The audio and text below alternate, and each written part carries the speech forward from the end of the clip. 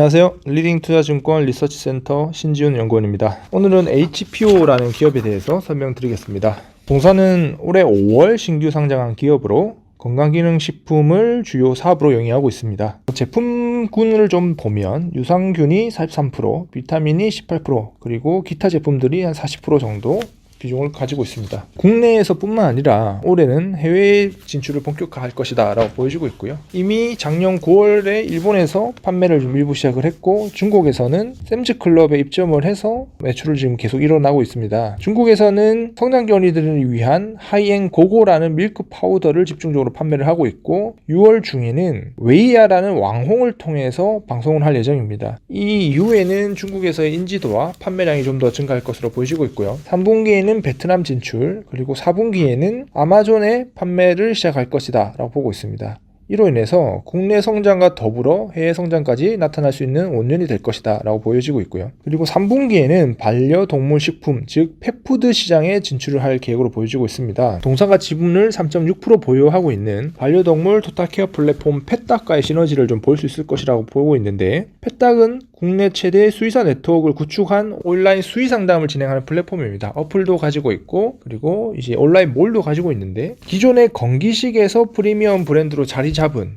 요 뎁스의 이미지를 반려동물 식품 시장에도 이어질 것이다 라고 보여지고 있습니다. 그리고 펫닥 내에 사료와 영양제 등 이 펫푸드에 대한 독점 공급할 권리를 갖고 있기 때문에 이 펫푸드 시장에 대한 진출을 할 때 상당히 의미 있는 교두보로 활용될 것이다 라고 보고 있습니다. 자, 마지막으로 밸류에이션과 실적인데요. 올해 2021년 매출액은 2048억, 영업이익은 383억으로 큰 폭의 성장이 전망되고 있습니다. 기존의 제품 국내 매출은 1,400억, 비호판 매출 450억, 해외 200억으로 추정하고 있는데, 특히 해외 부분이 상당히 보수적으로 추정을 했습니다. 연초부터 4월까지 중국 매출액이 약 80억 수준이었는데, 전년도 연간 중국 매출액이 94억이었습니다. 그러니까 얼마나 빠르게 중국에서의 매출액 성장이 나타나고 있는지를 확인할 수 있는 상황이고요. 밸류에이션 측면에서 보면 2021년 PER이 10.8배로 피어들의 평균 13.6배 대비 저평가되어 있는 상황이다 라고 보고 있습니다. 피어들의 밸류에이션 수준으로 밸류에이션을 받아야 된다라는 게 아니라, 저는 그 이상 프리미엄을 받을 가치가 충분히 있다라고 보고 있고, 그 이유 중에 하나가 피어들의 영업이익률인 10% 초반인데 반해서 동사의 영업이익률은 20%에 육박하고 있다는 점, 그리고 성장 초입 구간에 있는 반려동물 식품 시장에 진입한다는 점,